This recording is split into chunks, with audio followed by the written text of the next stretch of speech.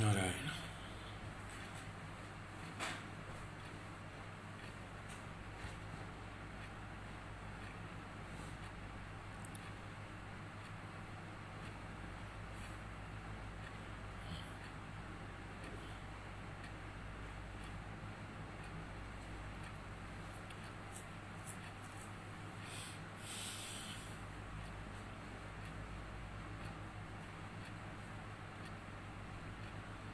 നാരായണ.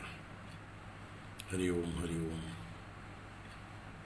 ഹരി ഓം ഹരി ഓം.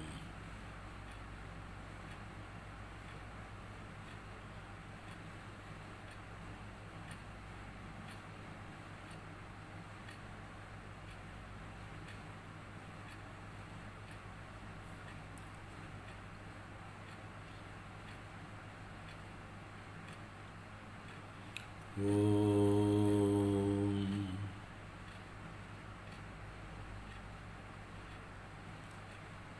ശുക്ലാംബരധരം വിഷ്ണും ശശിവർണം ചതുർഭുജം പ്രസന്നവദനം ധ്യായേത് സർവവിഘ്നോപശാന്തയേ.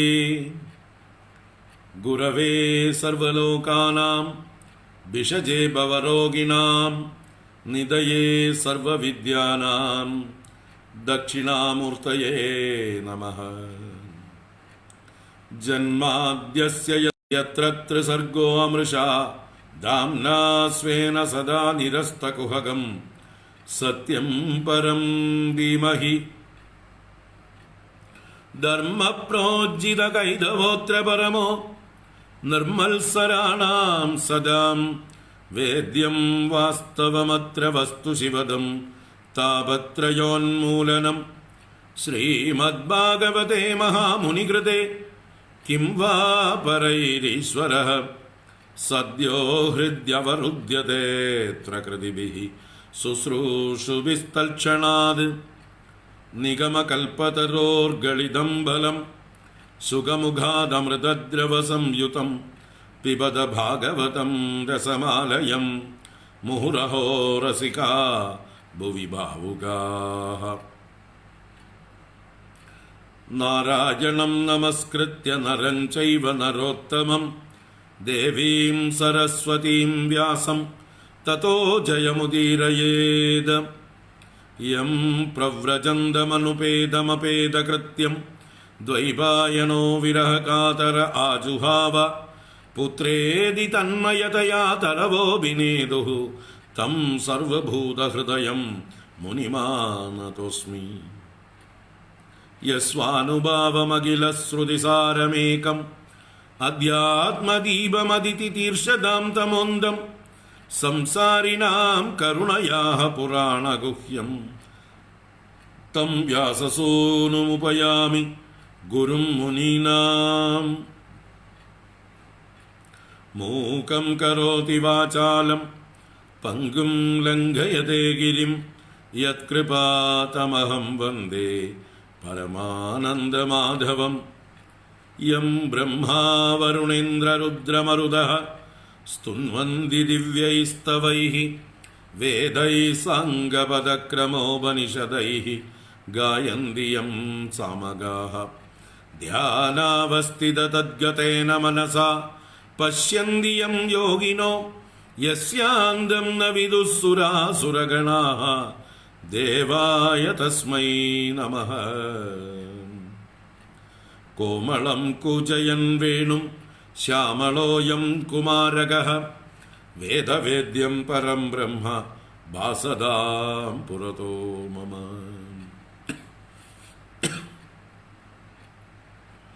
ഭൂതൈർമഹദ്ഭിര്യൈമാ പുരോ വിഭുഃ നിർമായസേതേ യദമൂഷു പൂരുഷഃ ഭുങ്ക്തേ ഗുണാൻ ഷോഡശ ഷോഡശാത്മകഃ സോലങ്കൃഷീഷ്ട ഭഗവാൻ വജാംസി മേ. സച്ചിദാനന്ദരൂപായ വിശ്വോത്പത്യാദിഹേതവേ താപത്രയ വിനാശായ ശ്രീകൃഷ്ണായ വയം നമഃ.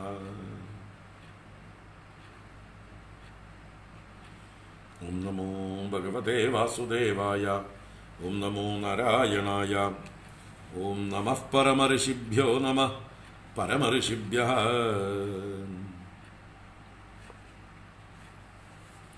നാരായണ.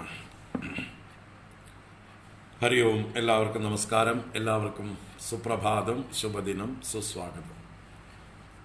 ശ്രീമദ് ഭാഗവത ജ്ഞാനഗംഗ പ്രവാഹത്തിലേക്ക് ഏവർക്കും സുസ്വാഗതം. ഇന്ന് 21-ാം എപ്പിസോഡാണ്. ഭാഗവത മാഹാത്മ്യം അവസാന അധ്യായം ഇന്നലെ തുടങ്ങിവെച്ചു. ഇന്ന് തുടരാം. ഇന്നലെ 15 ശ്ലോകങ്ങളോളം കണ്ടു. ഇന്ന് തുടർന്ന് കാണാം. 103 ശ്ലോകങ്ങളുള്ള വലിയ അധ്യായമാണ്. അപ്പോൾ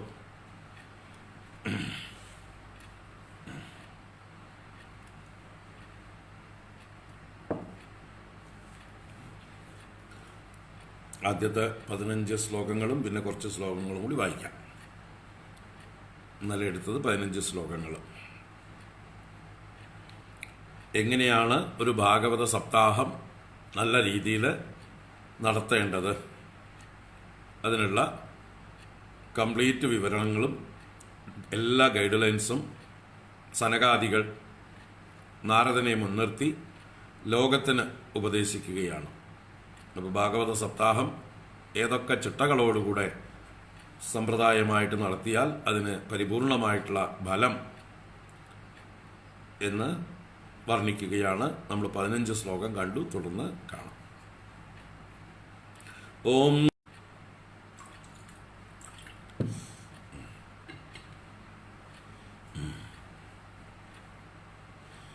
ഓം നമോ ഭഗവതേ വാസുദേവായ. ഓം ശ്രീകൃഷ്ണ പരമാത്മനേ നമഃ. അഥ ശ്രീ പത്മപുരാണേ ശ്രീ മഹാഭാഗവത മാഹാത്മ്യേ ഷഷ്ടോധ്യായഃ. കുമാരാ ഊജുഃ അഥ തേ സംപ്രവക്ഷ്യാമഃ സപ്താഹശ്രവണേ വിധിം സഹായൈർവസുഭിശ്ചൈവ പ്രായഃ സാദ്യോ വിധി സ്മൃതഃ.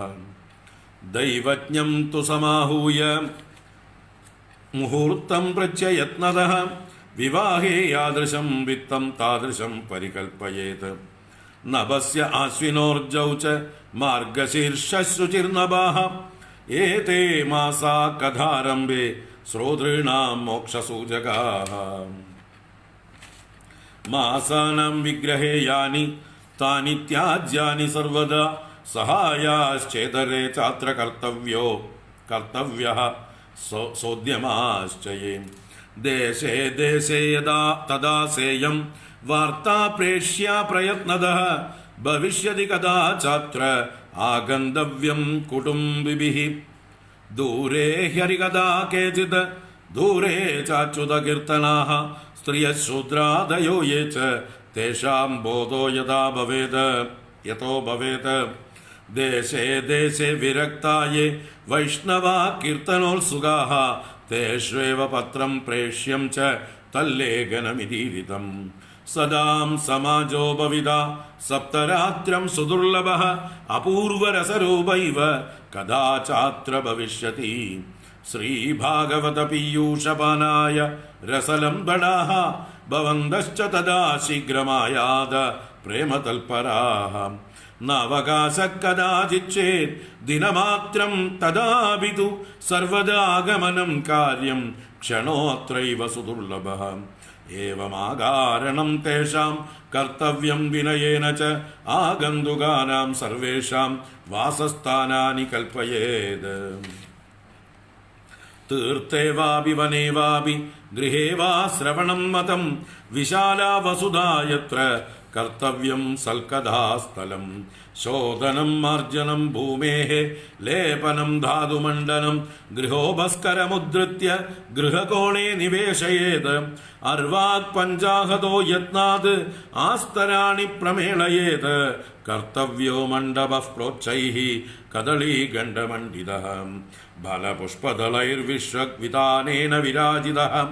ചതുർദിക്ഷു ധ്വജാരോപോ ബഹുസമ്പദ്വിരാജിതഃ. ഊർധ്വം സപ്തൈവ ലോകാശ്ച കൽപ്പനീയാസു വിസ്തരം തേഷു വിപ്രാ വിരക്താശ്ച സ്ഥാപനീയാ പ്രബോധ്യ ച.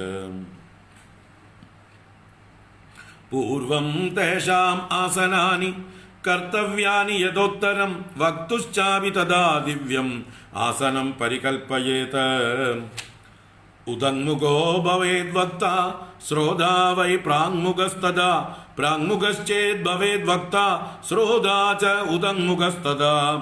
അഥവാ പൂർവദിജ്ഞേയ പൂജ്യ പൂജകമദ്യതഃ ശ്രോതॄണാം ആഗമേ പ്രോക്ത ദേശകാലാദികോവിദൈഃ. വിരക്തോ വൈഷ്ണവോ വിപ്രോ വേദശാസ്ത്രാദിശുദ്ധികൃത ദൃഷ്ടാന്തകുശലോ ധീരോ വക്താ കാര്യോതി നിസ്പൃഹഃ. അനേകധർമ്മ വിഭ്രാന്താഃ സ്ത്രൈണാഃ പാഖണ്ഡവാദിനഃ ശുഖശാസ്ത്രകഥോച്ചാരേ ത്യാജ്യാസ്തേ യദി പണ്ഡിതാഃ. വക്തുഃ പാർശ്വേ സഹായാർത്ഥം അന്യസ്ഥാപ്യസ്തദാവിദഃ. പണ്ഡിതഃ സംശയച്ഛേത്താ ലോകബോധനതൽപരഃ. വക്ത്രാക്ഷൗരം പ്രകർത്തവ്യം ദിനാദർവാഗ് വ്രതാപ്തയേ. അരുണോദയേ സൗ നിർവർത്തിയ ശൗചം സ്നാനം സമാചരേത്. നിത്യം സംക്ഷേപത കൃത്വാ സന്ധ്യാദ്യം സംപ്രയത്നതഃ. കഥാ വിഘ്നവിഘാതായ ഗണനാഥം പ്രപൂജയേത്. പിതॄൻ സന്ദർഭ്യ ശുദ്ധ്യർത്ഥം പ്രായശ്ചിത്തം സമാചരേത്. മണ്ഡലം ച പ്രകർത്തവ്യം തത്ര സ്ഥാപ്യോ ഹരിസ്തദാ.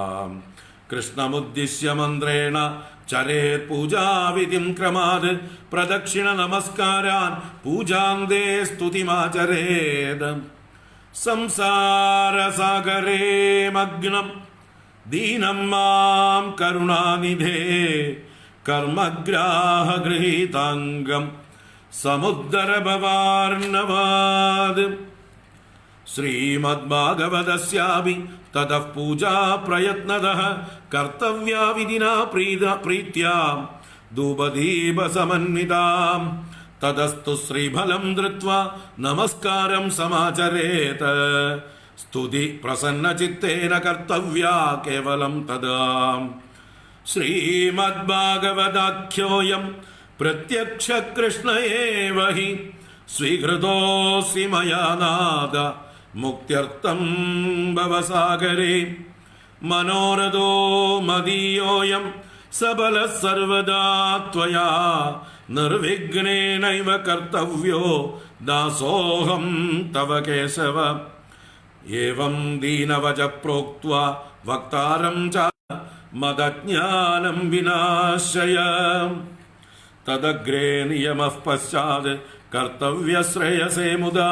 സപ്തരാത്രം യഥാശക്ത്യാ ധാരണീയഃ സ ഏവ ഹി. വരണം പഞ്ചവിപ്രാണാം കഥാഭംഗനിവൃത്തയേ. കർത്തവ്യം തൈർഹരേർജാപ്യോ ദ്വാദശാക്ഷരവിദ്യയാ. അതുവരെ ഇരിക്കട്ടെ. 35-ാം ശ്ലോകം വരെയാണ് കണ്ടത്, വായിച്ചത്. നാരായണ.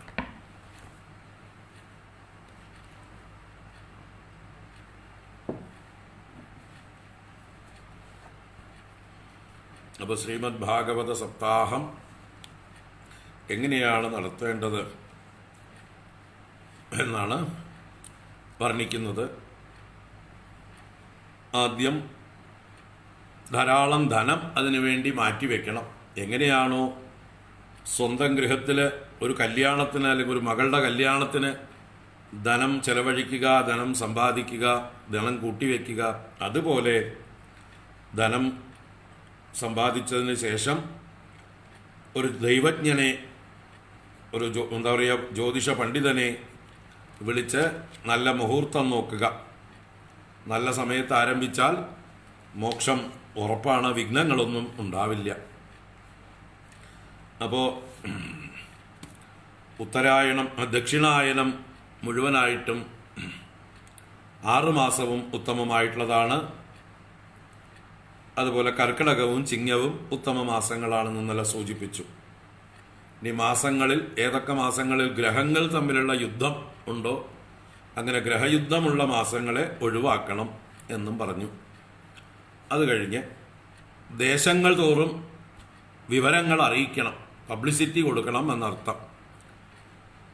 പ്രയത്നപൂർവം തന്നെ ചെയ്യണം, അലസരാവരുത്. കാരണം എങ്ങനെയെങ്കിലും ജനങ്ങളെ ഇത് കേൾപ്പിക്കുക എന്നതായിരിക്കണം നിങ്ങളുടെ ഉദ്ദേശ്യം. എത്രയോ ഭാഗ്യഹീനന്മാർ, നിർഭാഗ്യവാന്മാർ ഇതിൽ താല്പര്യമില്ലാതെയൊക്കെ ഇരിക്കുന്നുണ്ടാവും.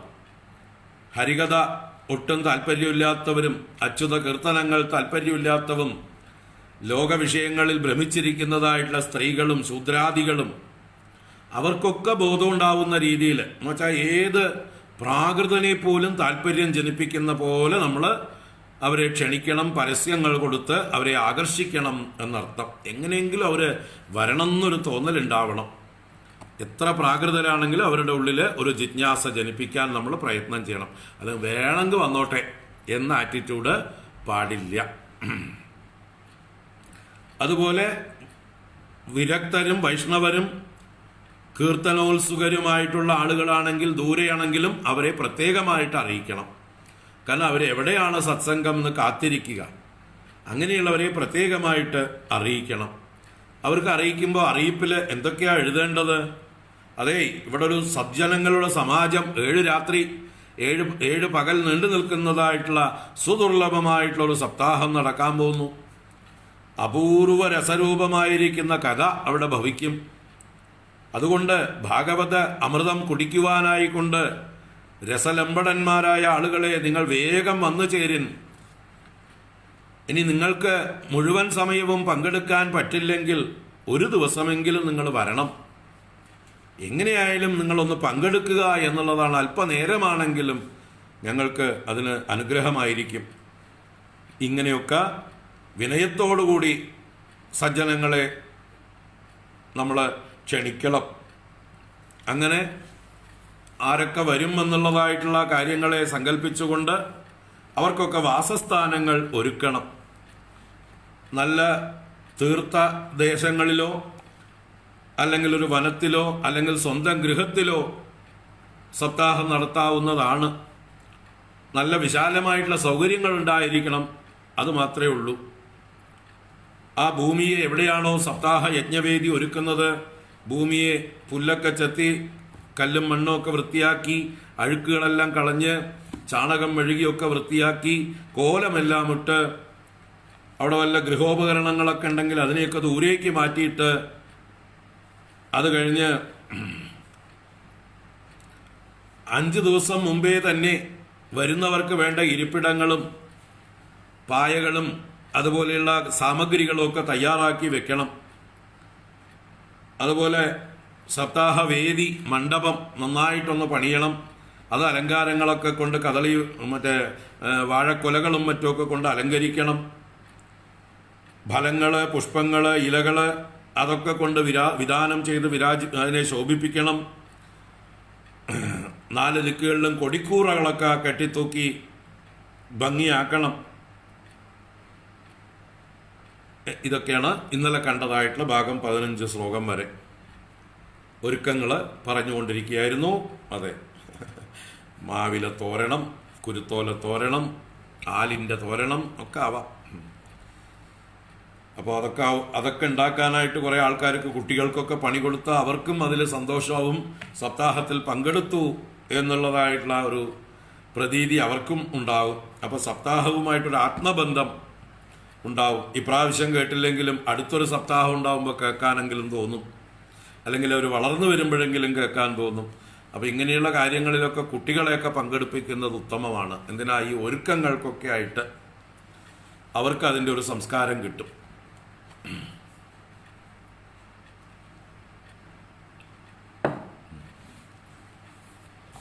നമുക്ക് തുടരാം. 16ാമത്തെ ശ്ലോകം മുതൽക്ക് തുടരാം. ഊർധ്വം സപ്തൈവ ലോകാശ്ച കൽപ്പനീയാ സുവിസ്തരം തേഷു വിപ്രാ വിരക്താശ്ച സ്ഥാപനീയാ പ്രബോധ്യ ച പൂർവം തേഷാം ആസനാനി കർത്തവ്യാനി യഥോത്തരം വക്തുശ്ചാപി തദാ ദിവ്യം ആസനം പരികൽപ്പയേത്. ഊർധ്വം സപ്തൈവ ലോകാശ്ച കൽപ്പനീയാ സുവിസ്തരം തേഷു വിപ്രാ വിരക്താശ്ച സ്ഥാപനീയാ പ്രബോധ്യ ച. അപ്പൊ സപ്താഹ യജ്ഞം നടത്തുന്ന സ്ഥലത്ത് ഏറ്റവും പ്രധാനപ്പെട്ടതായിട്ടുള്ളൊരു സ്ഥാനം, അവിടെ 7 ലോകങ്ങൾ കൽപ്പിച്ച് വെക്കണം. അതിനുള്ള എന്തെങ്കിലും തറകൾ പോലെയൊക്കെ കെട്ടി 7 ലെവലാക്കി വെക്കുകയൊക്കെ ചെയ്യാം. പടിപടിയായിട്ട് ഒരു ഗ്യാലറി പോലെയൊക്കെ വേണമെങ്കിൽ ഉണ്ടാക്കി വെക്കാം. എന്തിനാണ്? അതിൽ 7 ലോകത്തുള്ള, ഭൂമിക്ക് മുകളിലുള്ള ലോകത്തിലുള്ള ആളുകളൊക്കെ നിരന്ന് വന്നിരിക്കാനുള്ള സങ്കല്പം. ദിവ്യന്മാരായിട്ടുള്ള ആളുകൾ, സിദ്ധന്മാര്, അല്ലെങ്കിൽ അതിനു മുമ്പേ ദേവന്മാര്, കിന്നരന്മാര്, ഗന്ധർവന്മാര്, അവരുടെയൊക്കെ ലോകങ്ങളുണ്ട്.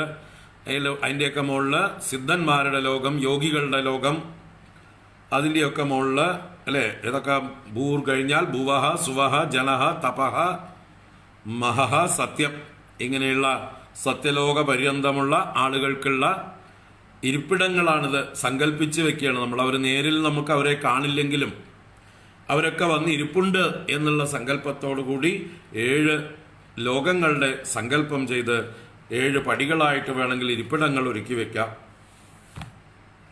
അതാണ് ഊർധ്വം, മുകളിലോട്ട്.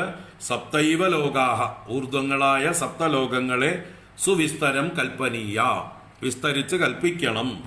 തേഷു, അതിലേക്ക് എന്നിട്ട് വിപ്രാഹ വിരക്താശ്ച സ്ഥാപനീയ പ്രബോധ്യച, ശ്രേഷ്ഠന്മാരായിട്ടുള്ള ആളുകൾ, വിപ്രന്മാരെന്ന ബ്രാഹ്മണരെ, മഹാത്മാക്കള്, വിരക്തന്മാരായിട്ടുള്ള സന്യാസികൾ, അങ്ങനെയുള്ള ആളുകളെയൊക്കെ ഈ 7 ലോകങ്ങളുള്ളതിലേക്ക് അവരെയും കൂട്ടാം. ഭൂമിയിൽ വരുന്നവരാണല്ലോ അവരൊക്കെ. ഭൂർ ഭുവ സ്വഹ എന്നുള്ള ക്രമത്തിൽ ഭൂമിയിൽ വരുന്ന ദേവന്മാരാണ് ഇവരൊക്കെ. അപ്പൊ അവരെയും സ്ഥാപനീയ പ്രബോധ്യച്ച, പ്രബോധ്യ എന്ന് പറഞ്ഞാലോ പ്രത്യേകം അവരെ ഉണർത്തിച്ചിട്ട് അവരെ വിളിച്ചു വരുത്തിയിരിക്കണം. അവരായിട്ട് വന്നിരിക്കില്ല. അവരെ സൽക്കരിച്ചു കൊണ്ടുവന്ന് സ്വാഗതം ചെയ്ത് ഇവിടെ ഇരിക്കേണ്ടതാണ് നിങ്ങൾ, ഇത് നിങ്ങൾക്ക് വേണ്ടിയുള്ള VIP സീറ്റുകളാണ് എന്ന് പറഞ്ഞ് പ്രധാനികളായിട്ടുള്ള ആളുകളെ അവിടേക്ക് പ്രബോധ്യച്ച, ഉണർത്തിയിട്ട് എന്ന് വെച്ചാൽ അവരെ അറിയിച്ചിട്ട് ക്ഷണിച്ച് അവിടെ കൊണ്ട് ഇരുത്തണം.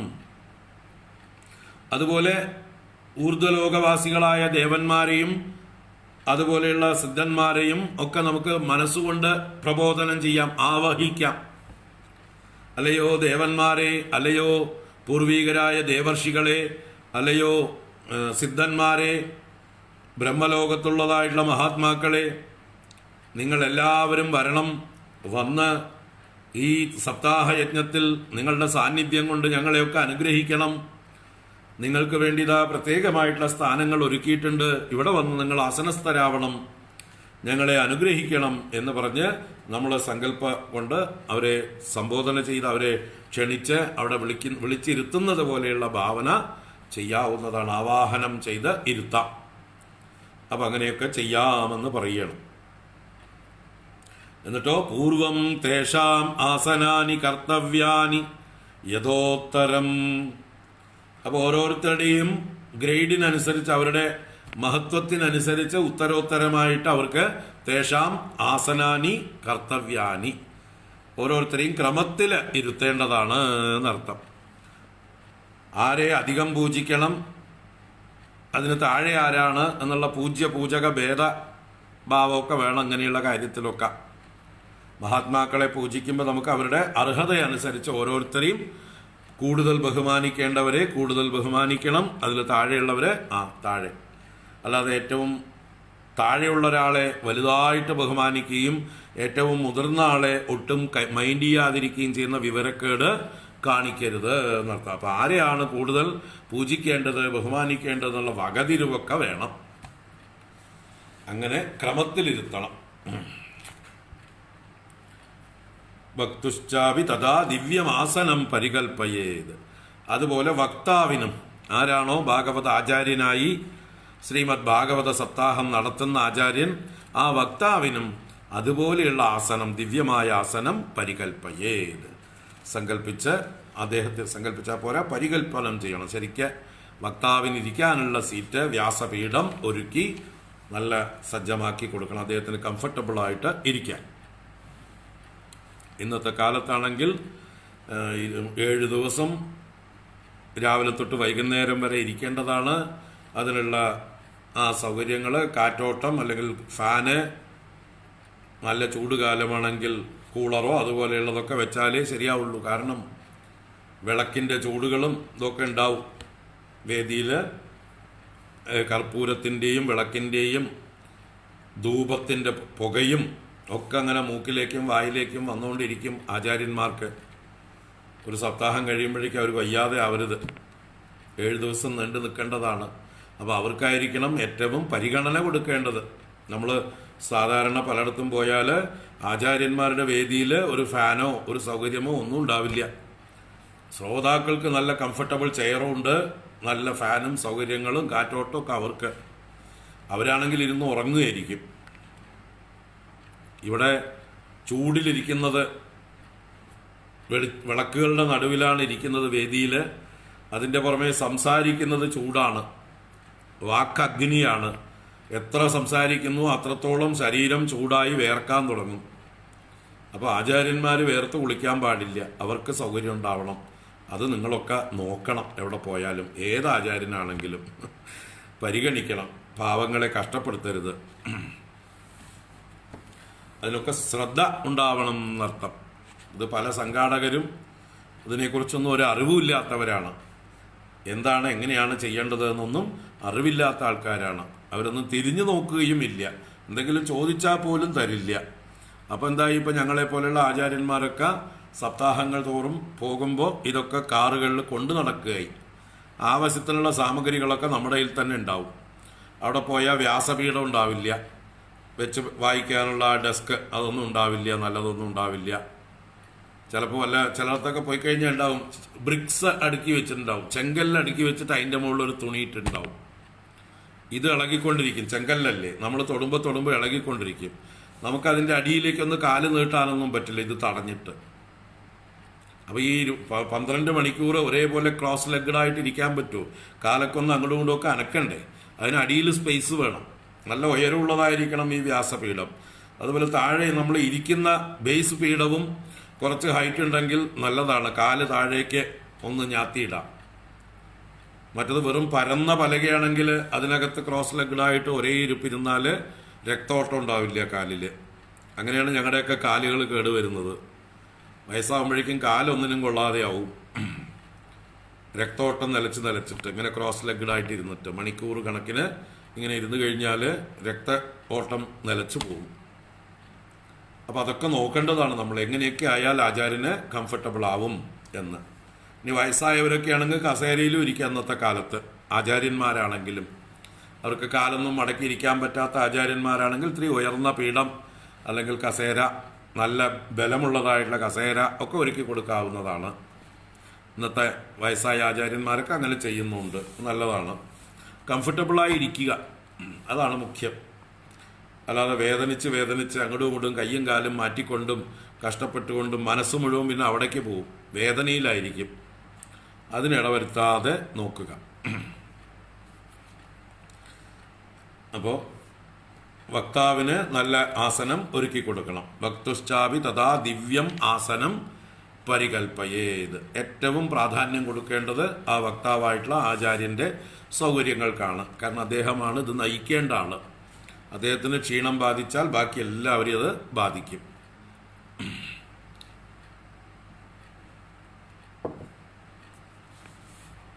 ഇന്നത്തെ കാലത്ത് മൈക്ക് ഇതൊക്കെ നല്ല സൗകര്യങ്ങൾ, നല്ല ക്വാളിറ്റി ഉള്ളത് തിരഞ്ഞെടുക്കണം.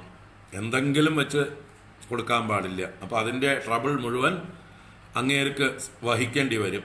അപ്പോൾ ഒരാഴ്ചയൊക്കെ കഴിയുമ്പോഴേക്കും ആൾ ക്ഷീണിച്ച് 3-4 ദിവസം കഴിയുമ്പോഴത്തേന് മൈക്ക് ശരിയല്ലെങ്കിൽ ആൾ തളർന്നു പോകും. അപ്പോൾ നല്ല മൈക്കൊക്കെ ആണെങ്കിൽ കംഫർട്ടബിളായിട്ട് ചെറിയ ശബ്ദം കൊണ്ട് തന്നെ നല്ല ഇഫക്റ്റ് ഉണ്ടാക്കാൻ പറ്റും. അധികം നിലവിളിച്ചൊന്നും സംസാരിക്കേണ്ട ആവശ്യം വരില്ല. അപ്പോൾ തൊണ്ടയ്ക്കൊന്നും കേടുണ്ടാവില്ല.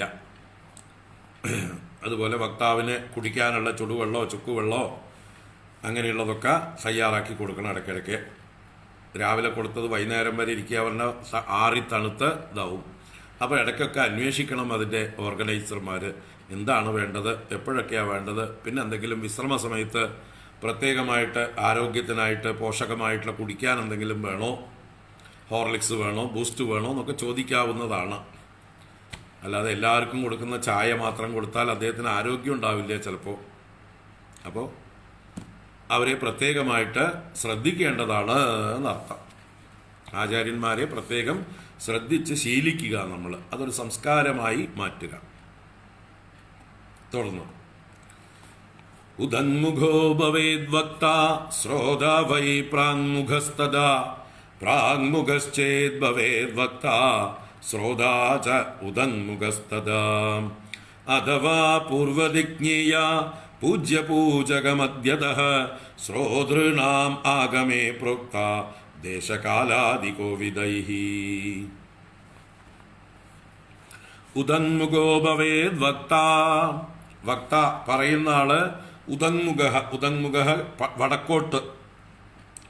വടക്കോട്ട് നോക്കിയിരിക്കുക ആചാര്യൻ. അപ്പൊ ശ്രോതാവൈ പ്രാങ്മുഖ, ശ്രോതാവ് കിഴക്കോട്ട് നോക്കിയിരിക്കുക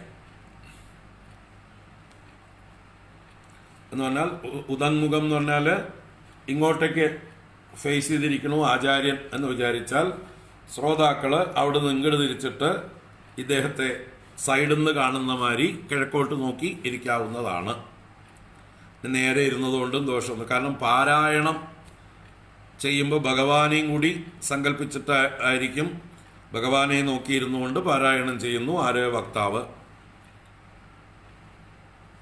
അദ്ദേഹത്തെ സൈഡിൽ നിന്ന് കാണുന്ന മാതിരി കിഴക്കോട്ട് നോക്കിയിരിക്കുന്നു ശ്രോതാക്കള്. അങ്ങനെയാവാം. ഇനി പ്രാങ്മുഖശ്ചേത് ഭവേദ് വക്ത ശ്രോതാച്ച ഉദന്മുഖസ്തത.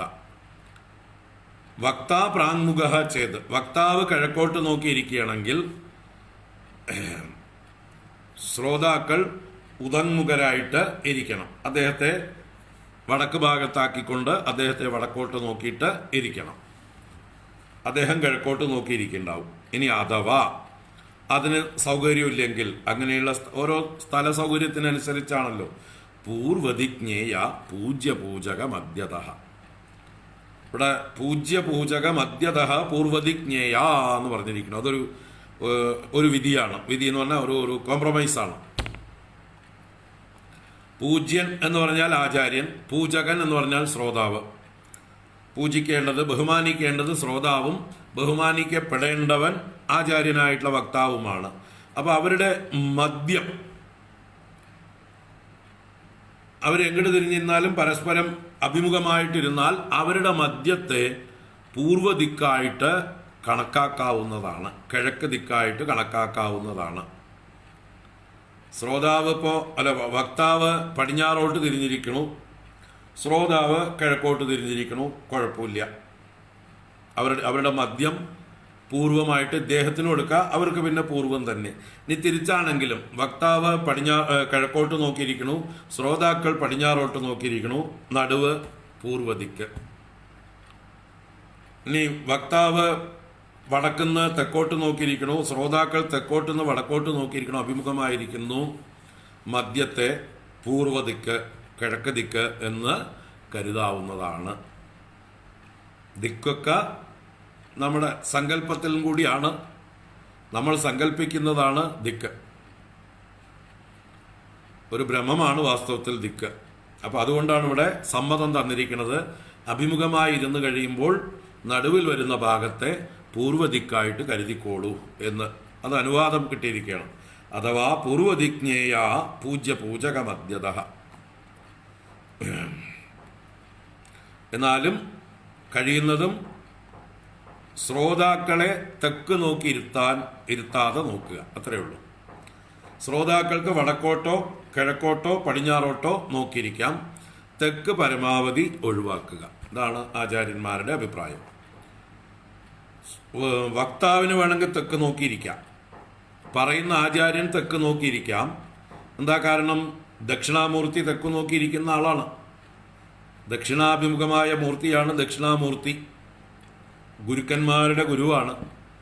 അപ്പോൾ ദക്ഷിണാമൂർത്തിയെ അനുകരിച്ചുകൊണ്ട് ഗുരുക്കന്മാർക്കൊക്കെ ആചാര്യന്മാർക്കൊക്കെ വടക്ക് നിന്ന് തെക്കോട്ട് നോക്കിയിരിക്കാൻ അനുവാദമുണ്ട്. അദ്ദേഹത്തെ നോക്കിയിരിക്കുന്ന ശ്രോതാക്കൾ കാണുന്നത് ദക്ഷിണാമൂർത്തിയെ. ശ്രോതാക്കൾ കാണുന്ന ആൾ ആരാണ്? അതാരാണെങ്കിലും ദക്ഷിണാമൂർത്തിയാണ്. ഗുരുക്കന്മാരൊക്കെ ദക്ഷിണാമൂർത്തിയായിട്ട് സങ്കല്പിക്കുക. ഈശ്വരോ ഗുരുരാത്മേതി മൂർത്തിഭേദ വിഭാഗിനെ വ്യോമവത് വ്യാപ്ത ദേഹായ ദക്ഷിണാമൂർത്തയേ നമഃ. അപ്പോൾ ദക്ഷിണാമൂർത്തിയാണ് തൻ്റെ മുമ്പിൽ ഇരിക്കുന്നത് എന്ന് ഉറപ്പിക്കാനും കൂടി ഇത് സഹായിക്കും. ആചാര്യൻ തെക്കോട്ട് നോക്കിയിരുന്നാൽ ഒരു ദോഷവുമില്ല. ശ്രോതാക്കൾ തെക്കോട്ട് നോക്കിയിരിക്കുന്നത് ഒഴിവാക്കുക. ഇതാണ് സാമാന്യമായിട്ടുള്ള ലോക മര്യാദ. അപ്പോൾ ഇത്രയും കാര്യങ്ങൾ ഇരുത്തത്തെക്കുറിച്ച്, ഏത് ദിക്കിലേക്ക് നോക്കിയിരിക്കണം എന്നുള്ളതിനെക്കുറിച്ച് ശങ്ക തീർക്കാൻ പറഞ്ഞു. ശ്രോതॄണാം ആഗമേ പ്രോക്ത ദേശകാലാദികോവിതൈഃ. ശ്രോതാക്കളെ കുറിച്ചിട്ടുള്ള ആഗമം, ആഗമം എന്ന് പറഞ്ഞാൽ ശാസ്ത്രം, അതിൽ പറയപ്പെട്ടിട്ടുണ്ട്. ആരാൽ? ദേശകാലാദികോവിതൈഃ. ദേശം, കാലം മുതലായ കാര്യങ്ങളെക്കുറിച്ച് നല്ല പാണ്ഡിത്യമുള്ള മഹാത്മാക്കൾ ശ്രോതാക്കൾ എങ്ങനെ ഇരിക്കണം എന്നുള്ള ആഗമശാസ്ത്രത്തിൽ, അതിനെക്കുറിച്ചിട്ടുള്ള പറഞ്ഞ് പ്രതിപാദിച്ചിരിക്കുന്ന ശാസ്ത്രത്തിൽ പറഞ്ഞിട്ടുണ്ട്. അപ്പോൾ ശാസ്ത്രസമ്മതമാണ് എന്നും കൂടി പറയണ്. പരസ്പരം അഭിമുഖമായിരുന്നാൽ അത് കിഴക്കായിട്ട് കണക്കാക്കാം എന്ന്. തുടർന്ന് വിരക്തോ വൈഷ്ണവോ വിപ്രോ വേദശാസ്ത്രാദിശുദ്ധികൃത ദൃഷ്ടാന്തകുശലോ ധീരോ വക്താ കാര്യോതി നിസ്പൃഹ അനേകധർമ്മവിഭ്രാന്താഃ സ്ത്രൈണാഃ പാഖണ്ഡവാദിനഃ സുഖശാസ്ത്രകഥോച്ചാരേ ത്യാജ്യാഃ തേ യതി പണ്ഡിതാഃ. വക്താവ് എങ്ങനെ ഇരിക്കണം എന്നാണ് ഈ രണ്ട് ശ്ലോകങ്ങളെ കൊണ്ട് പറയുന്നത്. ആചാര്യന്റെ ഗുണങ്ങൾ, മിനിമം ഗുണങ്ങൾ, minimum qualifications to become an acharya. വിരക്തോ വൈഷ്ണവോ വിപ്രോ വേദശാസ്ത്രാദിശുദ്ധികൃത ദൃഷ്ടാന്തകുശലോ ധീരോ വക്താ കാര്യോ അതിനിസ്പൃഹ. വിരക്തഃ, ലോക വിഷയങ്ങളിൽ വലിയ താല്പര്യമൊക്കെ ഇല്ലാതെയായി ആന്തരികമായി പക്വത വന്ന് വിരക്തി വന്ന ഒരാള്, കണ്ടതിൻ്റെയും കേട്ടതിൻ്റെയും പുറകെ ഓടുന്ന ആളല്ല. നല്ല ഇരുത്തം വന്ന ആള്, വൈരാഗ്യം വന്ന ആള്, ഒന്നിനോടും ഒരു താല്പര്യവും ഇല്ല. ലോക വിഷയങ്ങളിൽ ലോകത്തെന്തെങ്കിലും നേടണം, സമ്പാദിക്കണം, ആരുടെയെങ്കിലും അംഗീകാരം വാങ്ങണം, ഒന്നുമില്ല. അങ്ങനെയുള്ള ഒരാൾ വിരക്ത. വൈഷ്ണവ, വിഷ്ണുവിൽ നല്ല ഭക്തിയും ശ്രദ്ധയും വിശ്വാസവും, അവനാണ് വൈഷ്ണവൻ. അപ്പോൾ വൈഷ്ണവമായിട്ടുള്ള ജീവിത രീതിയെ ഉൾക്കൊള്ളുന്ന ഒരാള്. വിപ്രഹ, വേദാഭ്യാസമൊക്കെ ചെയ്തിട്ടുള്ള സംസ്കാരമുള്ള ഒരാള് ആണ് വിപ്രഹ. വേദശാസ്ത്രാദിശുദ്ധികൃത്ത്, വേദം, ശാസ്ത്രം മുതലായതൊക്കെ പഠിച്ച് അതുകൊണ്ടുണ്ടായിട്ടുള്ളൊരു ശുദ്ധിയെ ഉണ്ടാക്കിയിട്ടുള്ള ഒരാള് എന്നൊരർത്ഥത്തിൽ. മറ്റൊരർത്ഥത്തിൽ വേദങ്ങളും ശാസ്ത്രങ്ങളും ഒക്കെ ആരെങ്കിലും സംശയം ചോദിച്ചാലോ തെറ്റിച്ച് പറഞ്ഞാലോ അതിനെയൊക്കെ കറക്റ്റ് ചെയ്യാനൊക്കെയുള്ള സാമർഥ്യമുള്ള ഒരാൾ. അതങ്ങനെയല്ലാട്ടോ, ഇതിങ്ങനെയല്ലാട്ടോ എന്നതിനെ ശുദ്ധീകരിക്കാൻ കഴിവുള്ള ആള്. തെറ്റുകൾ കാണുമ്പോൾ പറഞ്ഞു കൊടുക്കാൻ, തിരുത്താൻ കഴിവുള്ളതായിട്ടുള്ള ഒരാള് ശുദ്ധികൃത്ത്. ദൃഷ്ടാന്തകുശലോ, നല്ല ഉദാഹരണങ്ങൾ പറഞ്ഞ് കാര്യങ്ങൾ പെട്ടെന്ന് കമ്മ്യൂണിക്കേറ്റ് ചെയ്യാൻ, കൺവിൻസ് ചെയ്യിക്കാൻ കഴിവുണ്ടാവുക. ചില ആശയങ്ങളൊക്കെ ഗഹനങ്ങളായ ആശയങ്ങൾ പറയുമ്പോൾ ആ ആശയങ്ങൾ മാത്രം കൊണ്ട് കേൾക്കുന്നവർക്ക് മനസ്സിലാവുന്നില്ലെങ്കിൽ അതിന് ലൗകികങ്ങളായിട്ടുള്ള അത്യാവശ്യം ദൃഷ്ടാന്തങ്ങൾ പറയാം. അത് നല്ല ദൃഷ്ടാന്തങ്ങളാവണം. വളരെ ചീപ്പായിട്ടുള്ള സഭയിൽ പറയാൻ കൊള്ളാത്ത ദൃഷ്ടാന്തങ്ങളൊക്കെ പറഞ്ഞ് ആ സഭയുടെ ഒരു സംസ്കാരത്തെ താഴ്ത്തിക്കെട്ടരുത്. അപ്പം നല്ല അഥവാ തമാശ വല്ലതൊക്കെ പറയണമെങ്കിലും ദൃഷ്ടാന്തം പറയണമെങ്കിലൊക്കെ ക്വാളിറ്റി ഉള്ളത്, ഒരു സ്റ്റാൻഡേർഡ് ഉള്ളതായിട്ടുള്ള കാര്യങ്ങൾ വേണം പറയാനായിക്കൊണ്ട്. ഇന്നൊക്കെ പറഞ്ഞു പല ആചാര്യന്മാരും എന്തൊക്കെ വിഡ്ഢിത്തരങ്ങളാണ് സ്റ്റേജിലിരുന്ന് പറയുന്നത്. എന്തെങ്കിലുമൊക്കെ ഉദാഹരണം പറയാൻ വേണ്ടിയിട്ട് വളരെ ചീപ്പായിട്ടുള്ള കാര്യങ്ങളൊക്കെ പറയുന്ന ആൾക്കാരാണ്. ഞാനൊക്കെ ചിലപ്പോൾ ചില ആചാര്യന്മാരെയൊക്കെ ചീത്ത പറയേണ്ടി വന്നിട്ടുണ്ട്. അങ്ങനെയുള്ള ഉദാഹരണങ്ങളൊക്കെ അവർ പറയുക. അപ്പോൾ ശ്രോതൃണ ദൃഷ്ടാന്ത കുശലഹ, നല്ല ദൃഷ്ടാന്തങ്ങളിലൂടെ കാര്യം അവതരിപ്പിക്കാൻ കഴിവുള്ളവരായിരിക്കുക. ധീരഹ, നല്ല ബുദ്ധിമാനായിരിക്കണം. ധീരൻ എന്നാൽ ബുദ്ധിക്ക് ക്ലാരിറ്റിയുള്ള ആള്. വക്താ കാര്യോ അതിനിസ്പൃഹ. അതിനിസ്പൃഹ അതിനിസ്പൃഹ എന്ന് പറഞ്ഞാൽ ഒന്നിലും കൊതിയില്ലാത്ത ആള്. ദക്ഷിണയ്ക്കും അതുപോലെയുള്ള കാര്യങ്ങൾക്കൊക്കെ കണക്ക് പറഞ്ഞ് ശണ്ട കൂടുന്ന ആളാവരുത്. റേറ്റ് ഫിക്സ് ചെയ്തിട്ട് വരുന്ന ആളുകൾ ആവരുത്. ഞങ്ങളുടെ സപ്താഹത്തിന് ഇത്രയാ റേറ്റ് എന്ന് നേരത്തെ കൂടി ഫിക്സ് ചെയ്തിട്ട് വരാനുള്ള ആളുകളാവരുത്. അതിനിസ്പൃഹ. എന്താണോ അവിടെ കിട്ടുന്നത് അത് സന്തോഷമായിട്ട് സ്വീകരിക്കുന്ന അതായിരിക്കണം ആചാര്യന്മാരുടെ സംസ്കാരം. എതിർച്ചാലാപ സന്തുഷ്ട. ഈശ്വരൻ തരുന്നതാണെന്ന് വിചാരിച്ച് അതിനെ സ്വീകരിക്കുന്നൊരു നല്ല മനസ്സ് ഉണ്ടായിരിക്കുക. അതിന് കണക്ക് പറയും, അതിനൊരു ലിസ്റ്റ് എഴുതി കൊടുക്കുകയും ഒന്നും ചെയ്യരുത്. അതൊക്കെയാണ് വേണ്ടത്. ഇന്നത്തെ കാലത്ത് ഒരു സപ്താഹം എന്ന് പറയുമ്പോൾ കൂടെ വരുന്ന ആചാര്യന്മാരുണ്ട്. 2-3 പേര് കൂടെ ഉണ്ടാവും എന്തായാലും. ചില ആൾക്കാർ ഒരു 10-15 പേരെയൊക്കെ കൂടെ കൊണ്ട് നടക്കും. അത് വലിയൊരു ഭാരമാണ് ശരിക്കും. എങ്കിലും അതിന് സന്നദ്ധതയുള്ള ആളുകൾക്ക് അത് പ്രശ്നമല്ല. മിനിമം 2 ആള് മതി. ഒരു പൂജയ്ക്ക് ഒരാളും പാരായണത്തിന് ഒരാളും എന്നുള്ളത് മതി. മൊത്തം 3 ആള് ആചാര്യനും പാരായണ പൗരാണികനും ഒരു പൂജ ചെയ്യുന്ന ഒരാളും അത് മതി മിനിമം. പക്ഷേ ചില ആളുകളുടെ കൂടെ ഭജന സംഘം, പാചക സംഘം, മറ്റു പല കാര്യങ്ങൾക്കുള്ള ഗോഷ്ഠികൾ, ഇനി പാരായണത്തിന് തന്നെ 3, 4, 5 ആൾക്കാരുണ്ടാവും. പൂജയ്ക്ക് സഹായി, സ്റ്റേജ് ഡെക്കറേഷന് സഹായി, ഇങ്ങനെയൊക്കെ പറഞ്ഞിട്ട് ഒരു ബസ് ആൾക്കാർ വരുന്ന ടീമുകളൊക്കെ ഉണ്ട് സപ്താഹത്തിന്. അതൊന്നും സാധാരണക്കാർക്കൊന്നും താങ്ങില്ല. ചെറിയ അമ്പലങ്ങൾക്കൊന്നും താങ്ങില്ല. വലിയ കോടീശ്വരന്മാർ സ്പോൺസർ ചെയ്ത് നടത്തുമ്പോൾ അതൊക്കെ നടത്താം.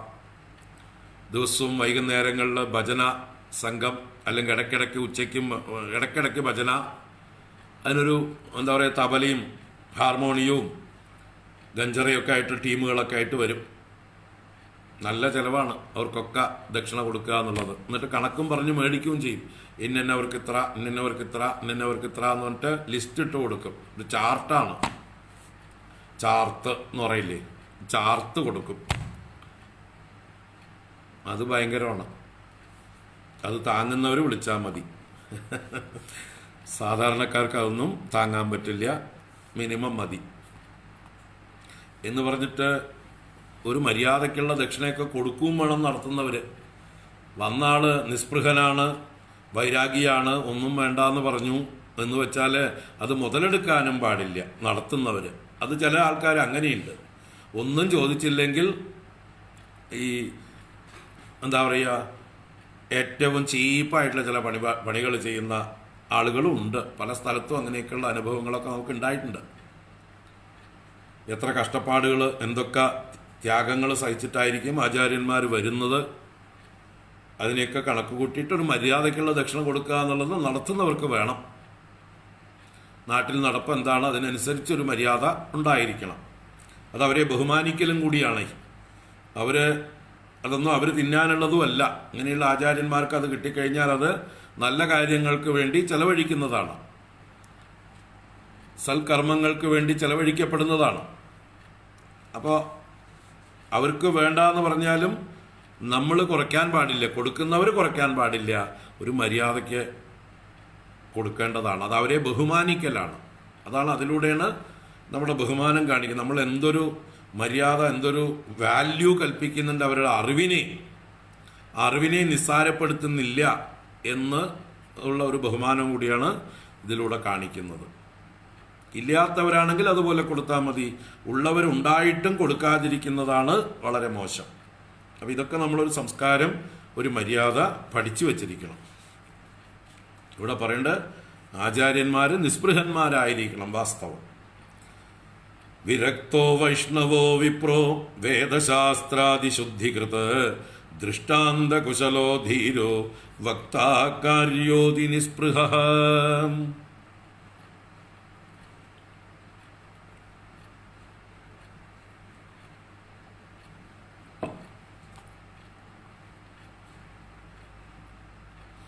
അനേകധർമ്മ വിഭ്രാന്താഃ സ്ത്രൈണാഃ പാഖണ്ഡവാദിനഃ ശുഖശാസ്ത്രകഥോച്ചാരേ ത്യാജ്യാസ്തേ യതി പണ്ഡിതാഃ. പറയുന്നു അനേകധർമ്മ വിഭ്രാന്താഃ. അനേകധർമ്മ വിഭ്രാന്താഃ എന്ന് പറഞ്ഞാൽ ഈ ഒരു കാര്യത്തിൽ ഉറപ്പില്ലാത്ത ആൾക്കാർ.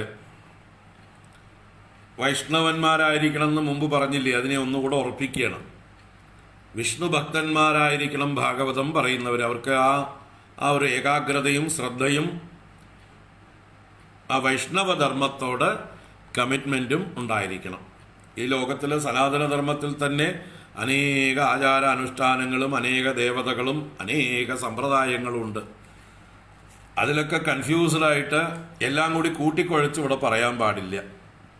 വൈഷ്ണവരെ അഭിസംബോധന ചെയ്തുകൊണ്ട് വൈഷ്ണവ ഗ്രന്ഥമായ ഭാഗവതം കൈകാര്യം ചെയ്യുമ്പോൾ ആചാര്യനും ആ വൈഷ്ണവധർമ്മം ഉള്ളിൽ നല്ലതുപോലെ ഉറപ്പുള്ള ആളായിരിക്കണം. അതിൽ മറ്റ് ധർമ്മങ്ങളെ കൂട്ടിക്കലർത്തി കൺഫ്യൂസ് ആക്കാൻ പാടില്ല, കേൾക്കുന്നവരെ ഭ്രമിപ്പിക്കാൻ പാടില്ല. അതാണ് സ്വയം ഭ്രമം ഉണ്ടാവാൻ പാടില്ല, സ്വയം നല്ല നിശ്ചയം ഉണ്ടായിരിക്കണം കാര്യങ്ങളിൽ. അതുകൊണ്ടാണ് ഇവിടെ അനേക ധർമ്മ വിഭ്രാന്തന്മാരും സ്ത്രൈണാഹ. സ്ത്രൈണാഹ എന്ന് പറഞ്ഞാൽ സ്ത്രീകളിൽ ആസക്തിയുള്ളവർ, സ്ത്രീ ലംബടന്മാരായിരിക്കുന്നവർ. പാഖണ്ഡവാദിനഃ. പാഖണ്ഡവാദികളെന്ന് പറഞ്ഞാൽ വേദബാഹ്യമായ കാര്യങ്ങളെ പറയുന്നവർ, വേദവിരുദ്ധമായ കാര്യങ്ങളെ പറയുന്നവർ, വേദനിഷേധികളായിരിക്കുന്ന ആളുകൾ, സംസ്കാരഹീനന്മാർ, അങ്ങനെയുള്ളവരൊക്കെയാണ് പാഖണ്ഡവാദികൾ. അങ്ങനെയുള്ളവരൊന്നും ശുഖശാസ്ത്ര കഥോച്ചാരേ ത്യാജ്യാഹ. ശുഖശാസ്ത്രമായ ഭാഗവതത്തിൻ്റെ കഥയുടെ ഉച്ചാരണത്തിൽ ത്യാജ്യാഹ. ത്യാജ്യാഹ ത്യജിക്കേണ്ടതാണ് എന്നർത്ഥം. അവരെ ഉപേക്ഷിക്കേണ്ടതാണ്. അവരെ കൺഫ്യൂസ്ഡാണ്. എന്തിനാ നമ്മളെ കൺഫ്യൂസ്ഡാക്കാൻ കൊണ്ടുവരണത്? അപ്പൊ ത്യാജ്യാഹ തേ യതി പണ്ഡിതാഹ അഭി, even if they are scholars, അവർ പണ്ഡിതന്മാരാണെങ്കിൽ പോലും, യതി പണ്ഡിതാഹ, എത്ര തന്നെ പാണ്ഡിത്യമുണ്ട്, എന്തൊക്കെ അവാർഡുകൾ വാങ്ങിച്ചിട്ടുണ്ട്, എന്തെല്ലാം ഡോക്ടറേറ്റുകളുണ്ട്, ഒക്കെ കയ്യിലിരിക്കട്ടെ, മനുഷ്യരെ കൺഫ്യൂസ് ചെയ്യുന്ന ആൾക്കാർ ധാരാളം ഉണ്ട്. നമ്മുടെ എന്താണ് ഒരു കാലടി ഒരു പ്രൊഫസറിൽ നടന്ന് ജനങ്ങളെ കൺഫ്യൂസ് ചെയ്യുന്ന വിളനിലോ ഇളയിടോ എന്താണ് അതിൻ്റെ പേര്,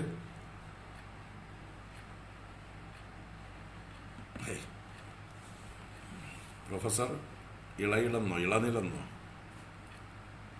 കൃത്രിമമായിട്ട് ഡോക്ടറേറ്റൊക്കെ കള്ള കോപ്പി അടിച്ച് ഡോക്ടറേറ്റ് മേടിച്ച് മാർക്സിസ്റ്റുകാർക്ക് വേണ്ടി പ്രസംഗിച്ചുകൊണ്ട് നടക്കുന്ന ഒരാളുണ്ട്. അയാൾ ഭാഗവതവും രാമായണവും ഒക്കെ പ്രസംഗിക്കുന്നുണ്ട്, ഭാരതം ഒക്കെ വലിയ വലിയ സദസ്സിൽ പ്രസംഗിക്കും. പക്ഷേ മര്യാദക്കാരൊന്നും കേൾക്കാൻ പോവില്ല. കമ്മ്യൂണിസ്റ്റുകാർക്ക് വേണ്ടിയുള്ള വ്യാഖ്യാനമാണ്. ഇതിനെ ദുർവ്യാഖ്യാനം എങ്ങനെ ചെയ്യാം, അതിലാണ് അയാളുടെ റിസർച്ച്.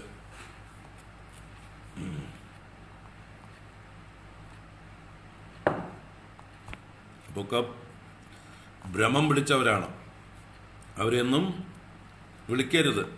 നല്ല നിഷ്ഠയുള്ളതായിട്ടുള്ള സദാചാരമുള്ളവരും കാര്യങ്ങളോട് നല്ല സമീപനം, നല്ല ഭക്തി, നല്ല പക്വത, ഇതൊക്കെ ഉള്ളവരുമായിട്ടുള്ള ആചാര്യന്മാരെ വേണം ക്ഷണിക്കാനായിക്കൊണ്ട്. അനേകധർമ്മ വിഭ്രാന്താഃ സ്ത്രൈണാഃ പാഖണ്ഡവാദിനഃ സുഖശാസ്ത്ര കഥോച്ചാരേ ത്യാജ്യാസ്തേ യതി പണ്ഡിതാഃ. വക്തുഃ പാർശ്വേ സഹായാർത്ഥം അന്യഃ സ്ഥാപ്യഃ തദാവിദഃ പണ്ഡിതഃ സംശയച്ഛേത്താ ലോകബോധന തൽപരഃ. വീണ്ടും പറയണു, വക്തുഃ പാർശ്വേ സഹായാർത്ഥം അന്യഃ സ്ഥാപ്യഃ തദാവിദഃ. വക്താവിൻ്റെ സമീപത്ത്, പാർശ്വേ സഹായാർത്ഥം, വക്താവിന് എന്തെങ്കിലും സംശയങ്ങൾ ഉണ്ടാവുകയോ വക്താവിന് ഒരു വിശ്രമം വേണ്ടി വരികയോ ഒക്കെ ചെയ്യുമ്പോൾ അതേപോലെ യോഗ്യനായിട്ടുള്ള അന്യഃ സ്ഥാപ്യഃ, വേറൊരാളെ ഇരുത്തണം. സ്ഥാപ്യഃ എന്ന് പറഞ്ഞാൽ സ്ഥാപിക്കണം എന്ന് പറഞ്ഞാൽ പിടിച്ചിരുത്തണം. തദാവിദഃ, ഈ പണ്ഡിതനായ വക്താവിനെ പോലെ തന്നെ എന്താ പറയുക, അതുപോലൊരു ആളെ, പണ്ഡിതനായിട്ടുള്ള ഒരാളെ അടുത്തിരുത്തുന്നത് നല്ലതാണ്. പണ്ഡിത സംശയച്ഛേത്ത, സംശയങ്ങൾ ഛേദിക്കാനൊക്കെ കഴിവുള്ള ആളായിട്ടുള്ള പണ്ഡിതൻ. ലോകബോധന തൽപര, ജനങ്ങളെ പറഞ്ഞു മനസ്സിലാക്കുന്നതിൽ, ബോധ്യപ്പെടുത്തുന്നതിൽ താല്പര്യമുള്ള ആളും, എന്നുവെച്ചാൽ നല്ലൊരു കമ്മ്യൂണിക്കേറ്റർ ആയിരിക്കണം, നല്ല പ്രഭാഷകനായിരിക്കണം എന്നർത്ഥം, വിദ്വാനായിരിക്കണം, കൺഫ്യൂഷൻ ചെയ്യുന്ന ആൾക്കാർ ആവരുത്. അപ്പം അങ്ങനെ ഒരാളെ അസിസ്റ്റൻ്റായിട്ടും വെക്കാവുന്നതാണ്, അല്ലെങ്കിൽ കൂടെ തുണയായിട്ട് ആചാര്യന്മാരാവാം എന്ന് പറയണം.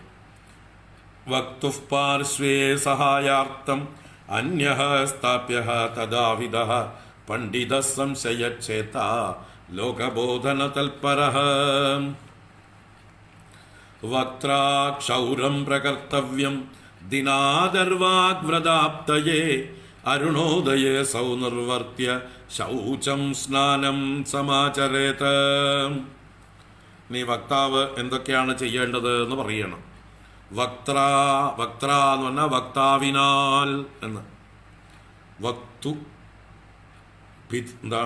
പിതാ ശബ്ദം പിതൃ ശബ്ദമാണ്, മാതൃ ശബ്ദമാണ്. അപ്പൊ അതുപോലെ വക്തൃ ശബ്ദമാണ്, അതിന്റെ തൃതീയ വക്ത്ര. വക്താവിനാൽ, വക്താവിനാൽ ക്ഷൗരം പ്രകർത്തവ്യം, അദ്ദേഹം ക്ഷൗരം ചെയ്യേണ്ടതാണ്. എപ്പോൾ? ദിനാദർവാഗ് വ്രതാപ്തയേ. ദിനാദർവാഗ് വ്രതാപ്തയേ എന്താ? വ്രതം ആരംഭിക്കുന്നതിന് തലേ ദിവസം. അപ്പൊ സപ്താഹം എന്ന് ആരംഭിക്കുന്നുവോ അതിന്റെ തലേ ദിവസം. അർവാക്, അർവാക് എന്ന് പറഞ്ഞാല് മുമ്പേ എന്നുള്ള അർത്ഥത്തിലാണ് ഇവിടെ പ്രയോഗിച്ചത്, തലേനാൾ എന്ന അർത്ഥത്തില്. ദിനാദർവാഗ് വ്രതാപ്തയേ അരുണോദയേ സൗനിർവർത്തിയ, അരുണോദയത്തിൽ, സൂര്യോദയത്തിന് മുമ്പേ തന്നെ അദ്ദേഹം എഴുന്നേറ്റ്, അതാണ് നിർവർത്തിയ, പ്രാതകാലത്ത് എഴുന്നേറ്റ് ശൗചം സ്നാനം സമാചരേത്, അദ്ദേഹത്തിന്റെ പ്രാഥമിക കൃത്യങ്ങളൊക്കെ ചെയ്ത് കുളിയും കഴിക്കേണ്ടതാണ്. ശൗചം എന്ന് പറഞ്ഞാൽ പ്രാഥമിക കൃത്യങ്ങൾ, പല്ലുതേപ്പ്, ബാത്റൂം പോക്ക്, അത് കഴിഞ്ഞ് കുളി മുതലായത്. സ്നാനം സമാചരേത്, അതൊക്കെ നേരത്തെ കഴിയണം, സൂര്യോദയത്തിന് മുമ്പേ കഴിയണം. വക്ത്രാ ക്ഷൗരം പ്രകർത്തവ്യം ദിനാദർവാഗ്വ്രതാപ്തയേ അരുണോദയേ സൗനിർവർത്തിയ ശൗചം സ്നാനം സമാചരേത്. സപ്താഹ ദിവസങ്ങളിൽ ദിവസവും ഷേവ് ചെയ്യാൻ പാടില്ല ആചാര്യന്മാര്. 7 ദിവസം വ്രതമായിരിക്കണം. സപ്താഹം കഴിഞ്ഞ് അവഭൃത സ്നാനം കഴിഞ്ഞിട്ടേ പിറ്റേ ദിവസം ക്ഷൗരം ചെയ്യാം. അപ്പോൾ സപ്താഹ ദിവസങ്ങൾ 7 ദിവസം ദീക്ഷയാണ്. അപ്പോൾ ദീക്ഷാ ദിവസങ്ങളിൽ താടി ഉണ്ടെങ്കിൽ വളർന്നോട്ടെ, ക്ഷൗരം ചെയ്യേണ്ട കാര്യം ഇല്ല. ചെയ്യണമെങ്കിൽ തലേ ദിവസം ചെയ്യണം. ചെയ്യാതെ താടി നീട്ടി വളർത്തുന്ന അങ്ങനെയുള്ള ആളുകളാണെങ്കിൽ നിർബന്ധമില്ല. നിത്യം സംക്ഷേപത കൃത്വാ സന്ധ്യാദ്യം സംപ്രയത്നതഃ കഥാ വിഘ്നവിഘാതായ ഗണനാദം പ്രപൂജയേത്.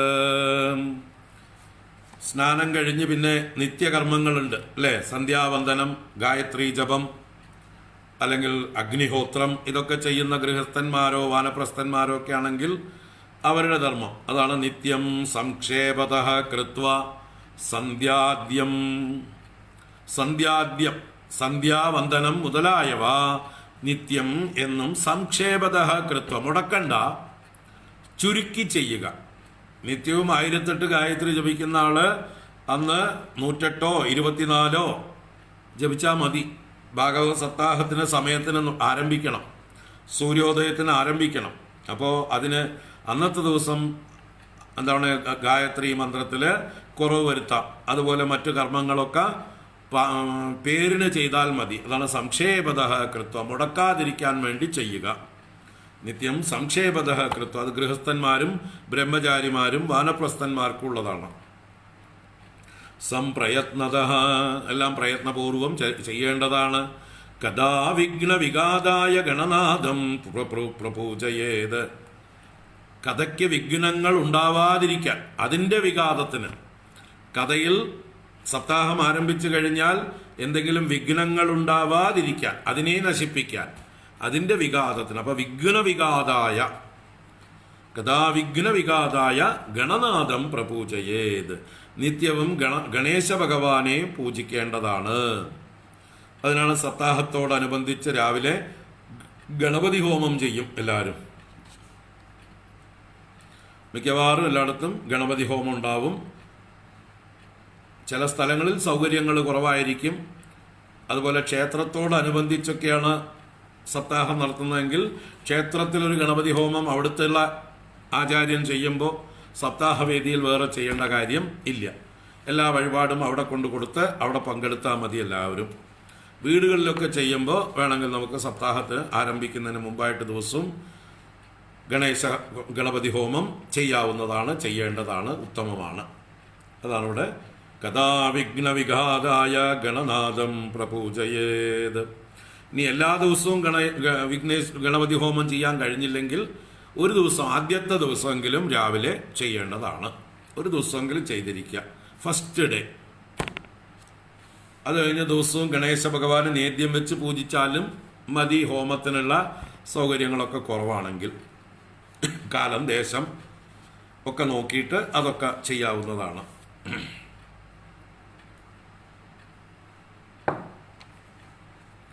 ആദ്യത്തെ ഒരു ദിവസമെങ്കിലും ഗണപതി ഹോമം ചെയ്യുക. മറ്റു ദിവസങ്ങളിൽ ഗണേശ പൂജ ചെയ്യേണ്ടതാണ്. ഗണനാഥം പ്രപൂജയേത് പിതൃൻ സന്ദർഭ്യ ശുദ്ധ്യർത്ഥം പ്രായശ്ചിത്തം സമാചരേത് മണ്ഡലം ച പ്രകർത്തവ്യം തത്ര സ്ഥാപ്യോ ഹരിസ്തദാ. പിതൃൻ സന്ദർഭ്യ ശുദ്ധ്യർത്ഥം പ്രായശ്ചിത്തം സമാചരേത്. പിതൃക്കൾക്ക് വേണ്ടതായിട്ട് തർപ്പണാദികളൊക്കെ സപ്താഹം ആരംഭിക്കുന്നതിന് മുമ്പ് ചെയ്യേണ്ടതാണ്. ചെയ്യുന്നവർ നിത്യവും ചെയ്യുന്നതായിട്ടുള്ള ആളുകൾ. ഇപ്പൊ പിതൃൻ സന്ദർഭ്യ, പിന്നെ ശുദ്ധ്യർത്ഥം പ്രായശ്ചിത്തം സമാചരേത്. ഇനി അഥവാ എന്നും പിതൃതർപ്പണം ചെയ്യാൻ കഴിവില്ലാത്തവരാണെങ്കിൽ അതിനുള്ള പ്രായശ്ചിത്തമായിട്ട് ശുദ്ധിയായിട്ടുള്ള കർമ്മങ്ങൾ ചെയ്യാം. ശരീരശുദ്ധിക്കായി കൊണ്ടുള്ള പ്രായശ്ചിത്ത കർമ്മങ്ങളുണ്ട്, അത് ചെയ്യാവുന്നതാണ് എന്ന് പറയുകയാണ്.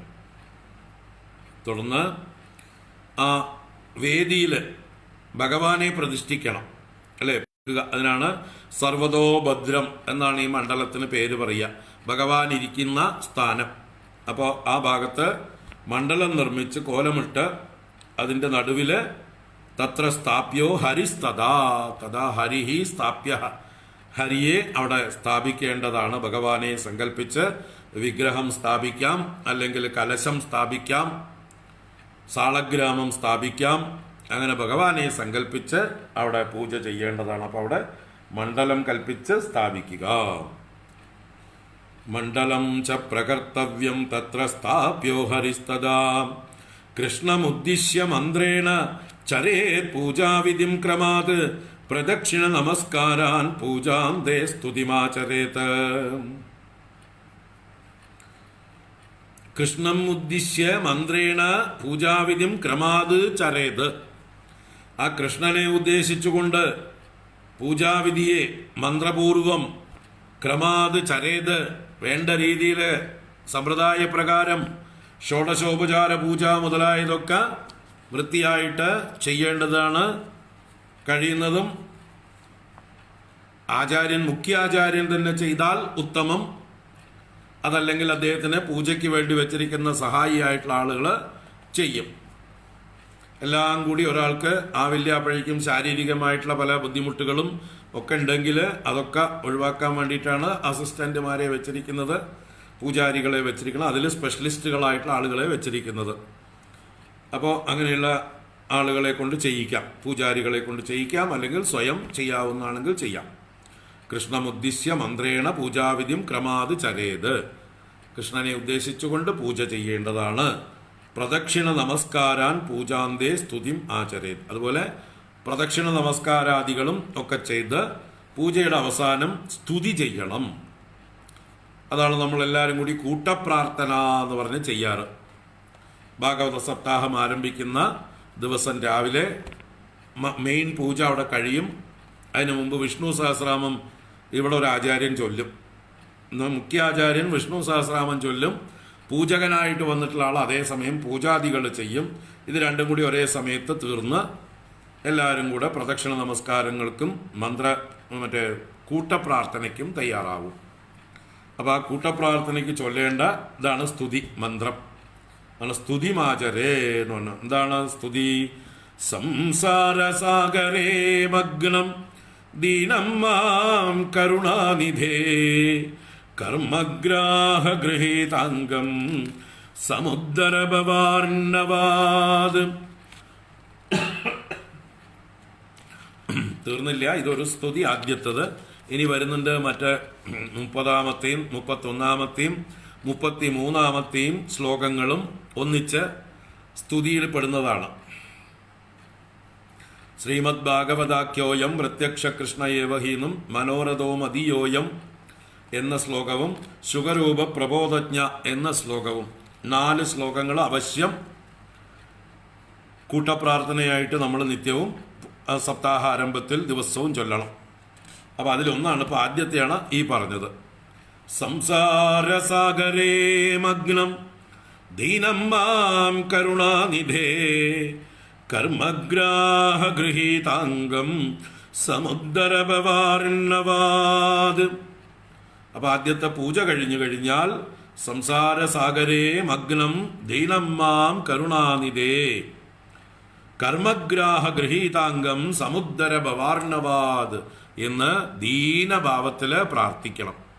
ആ ദൈന്യഭാവം പ്രകടിപ്പിക്കണം നമ്മൾ. അതിനാണ് നീട്ടി പാടുന്നത്. ആ ദൈന്യം, അതാണ് ദീനമ്മാം എന്ന് പറയുന്നുണ്ട്. ദീനനായ എന്നെ സംസാരസാഗരത്തിൽ മുഴുകി ദുഃഖിക്കുന്നതായിട്ടുള്ള, വിഷമിക്കുന്നതായിട്ടുള്ള, മുങ്ങിപ്പൊങ്ങുന്ന, പാടുപെടുന്നതായിട്ടുള്ള ഈ ദീനനായിട്ടുള്ള മാം എന്നെ, കരുണാനിധേ, കരുണാനിധിയായ ഭഗവാനേ നാരായണ, എന്നെ അങ്ങ് സമുദ്രഭവാർണവാത്, ഈ സംസാര സാഗരത്തിൽ നിന്ന് സമുദ്ര അങ്ങ് ഉദ്ധരിച്ചാലും കർമ്മഗ്രാഹഗൃഹീതാംഗം, കർമ്മമാകുന്ന മുതലയാൽ എൻ്റെ ശരീരം ഗ്രഹിക്കപ്പെട്ടിരിക്കുന്നു. ഞാൻ ഒറ്റയ്ക്ക് ഈ സംസാര സാഗരത്തിൽ നിന്ന് കരകയറാൻ ശ്രമിക്കുമ്പോൾ സാധിക്കുന്നില്ല. എന്നെ ഒരു മുതല പിടിച്ചിരിക്കുന്നു. ഏത് മുതല? കർമ്മമാകുന്ന മുതല, കർമ്മവാസനകളും പ്രാരബ്ധ കർമ്മവുമാകുന്ന മുതല എന്നെ പിടിച്ച് താഴേക്ക് തന്നെ താഴ്ത്തുന്നു. അതുകൊണ്ട് അങ്ങ് വേണം എനിക്ക് കൈ തന്നെന്നെ ഉദ്ധരിക്കാൻ. ഞാൻ ദീനനാണ്. ആ ഗജേന്ദ്രൻ എങ്ങനെയാണോ ഭഗവാനോട് പ്രാർത്ഥിച്ചത് അതേ ഭാവത്തിൽ നമ്മളും പ്രാർത്ഥിക്കുക. സംസാരസാഗരേ മഗ്നം ദീനം മാം കരുണാനിധേ കർമ്മഗ്രാഹഗൃഹീതാംഗം സമുദ്രഭവാർണവാത്. ഇതാണ് ആദ്യം പ്രാർത്ഥിക്കേണ്ട ശ്ലോകം. അപ്പൊ സ്വന്തം കാര്യം പറയണം. ഞാൻ സംസാര സാഗരത്തിൽപ്പെട്ട് മുങ്ങി പൊങ്ങി ഉഴലുകയാണ്. സ്വയം രക്ഷപ്പെടാൻ ഒരു കഴിവുമില്ല. കാരണം കർമ്മമാകുന്ന മുതല എന്നെ പിടിച്ച് താഴ്ത്തിക്കൊണ്ടിരിക്കുന്നു. അതുകൊണ്ട് അങ്ങ് ഗജേന്ദ്രനെ രക്ഷിച്ചതുപോലെ എൻ്റെ നേർക്കും കരുണ കാണിച്ചുകൊണ്ട് എന്നെ ഇതിൽ നിന്ന്, ഈ സംസാര സാഗരത്തിൽ നിന്ന് കരകയറ്റിയാലും, എന്നെ വന്ന് കൈപിടിച്ച് കയറ്റിയാലും എന്ന് വളരെ ദൈന്യഭാവത്തോടെ ഭക്തിയോടെ നീട്ടി പ്രാർത്ഥിക്കുക. തുടർന്ന് ശ്രീമദ് ഭാഗവതസ്യാപി തതഃ പൂജാ പ്രയത്നതഃ കർത്തവ്യാ വിധിനാ പ്രീത്യ ധൂപദീപ സമന്വിത. ഈ പ്രാർത്ഥന കഴിഞ്ഞു കഴിഞ്ഞാൽ ശ്രീമദ് ഭാഗവതസ്യ അപി, ഭാഗവത ഗ്രന്ഥത്തെയും തതഃ പൂജാ പ്രയത്നതഃ കർത്തവ്യ, അനന്തരം പ്രയത്നപൂർവം പൂജ ചെയ്യേണ്ടതാണ്. വിധിന, വിധിപ്രകാരം തന്നെ. അപ്പൊ ഭാഗവത ഗ്രന്ഥത്തെയും വെച്ചിട്ട് ഷോഡശോപചാര പൂജയൊക്കെ ചെയ്യേണ്ടതാണ് ഭഗവാനെ പൂജിച്ച പോലെ. പ്രീത്യ, പ്രേമപൂർവം, ഭക്തിപൂർവം. ധൂപദീപ സമന്വിത, ധൂപം ദീപം ഇതൊക്കെ കാണിച്ചുകൊണ്ട് നൈവേദ്യമൊക്കെ വെച്ച് ഭാഗവത ഗ്രന്ഥത്തെയും ഒരു പീഠത്തിൽ വെച്ച് പൂജിക്കേണ്ടതാണ്. പൂജിക്കണം, ഉത്തമം. നമ്മൾ എന്ത് ചെയ്യും? സാധാരണ എളുപ്പത്തിന് വേണ്ടിയിട്ട് ഭഗവാന് പൂജിക്കുമ്പോൾ അടുത്തൊരു പീഠത്തിൽ ഭാഗവതത്തിനെയും വയ്ക്കും. പട്ടിൽ പൊതിഞ്ഞ് ഭാഗവതവും അടുത്ത് തന്നെ വയ്ക്കും. ഭഗവാന്റെ പൂജയ്ക്ക് ഒപ്പം ഇതിലേക്കും ആ പൂക്കളും ദീപാരാധനയൊക്കെ ഒന്നിച്ച് കാണിക്കും. ഭഗവാനും പുസ്തകവും ഒന്നു തന്നെ എന്നുള്ള ഭാവനയിൽ വേണം. രണ്ടും രണ്ടായിട്ടും ചെയ്യാവുന്നതാണ്, കുഴപ്പമില്ല, ചെയ്താൽ നല്ലത്. അപ്പം നമ്മൾ സമയം ലാഭിക്കാനൊക്കെയാണ്. എന്താ വെച്ചാൽ നമുക്ക് ഭാഗവതത്തിൽ ഇവിടെ ഇപ്പോഴത്തെ സംസ്കാരത്തിൽ സംസ്കൃതത്തിൽ വെറുതെ വായിച്ചാൽ പോരാ, എന്തെങ്കിലും കുറച്ച് എക്സ്പ്ലനേഷൻ കൊടുത്താൽ പോരാ. വായന മുഴുവൻ ഭാഗവും വളരെ വേഗത്തിൽ വായിച്ചും പോകും. അതുകൊണ്ട് തന്നെ വായിക്കുമ്പോൾ ഒട്ടും മനസ്സിലാവില്ല. സംസ്കൃതവും അറിയില്ല, സ്പീഡ് കാരണം ഒന്നും അറിയുന്നവർക്ക് പോലും കേൾക്കാൻ പറ്റില്ല. അത്യാവശ്യം സംസ്കൃതം അറിയുന്നവർ പോലും ഭാഗവത സപ്താഹങ്ങൾക്കുള്ള പാരായണം കേട്ടോണ്ടിരുന്നാൽ എത്ര മനസ്സിലായി. നല്ലോണം കഥ അറിയുന്നവർക്ക് കേൾക്കാം, മനസ്സിലാവും. കഥയറിയാതെ എത്ര വലിയ സംസ്കൃത പണ്ഡിതനാണെങ്കിലും ആദ്യമായിട്ട് വന്നിട്ടൊരു സപ്താഹത്തിന് ഇരിക്കുകയാണെങ്കിൽ ഭാഗവതമേ അറിയില്ലെങ്കിൽ ഒരെത്തും പിടി അയാൾക്ക് കിട്ടില്ല. അപ്പം അങ്ങനെയാണ് അതിൻ്റെ വായന. കാരണം അത്രയും സമയമുള്ളൂ. 4.5 മണിക്കൂർ പരമാവധി വായനയ്ക്ക് കൊടുക്കുക ഒരു ദിവസം. ഓരോ ദിവസവും 4.5 മണിക്കൂർ വീതം വായിക്കും. ഒരു 5-5.5 മണിക്കൂർ വീതം പ്രഭാഷണത്തിനും. പിന്നെ ഇടവേളകളുണ്ട്. ആകെ 12 മണിക്കൂറേ ഉള്ളൂ, രാവിലെ 6 മുതൽ വൈകുന്നേരം 6 വരെ. ആ 12 മണിക്കൂറിൽ ഉച്ചയ്ക്ക് ഒരു 1.5-2 മണിക്കൂർ ബ്രേക്ക് കൊടുക്കും. Lunch break. വിളമ്പിത്തീരണ്ട എല്ലാവർക്കും. വലിയ സദ്യയൊക്കെ വെച്ച് വിളമ്പുണ്ടാവും. അപ്പോൾ അതിന് സമയം പോകും. 12:30-ക്കെങ്കിലും നിർത്തിയാൽ 2 മണി വരെ അത് പോകും.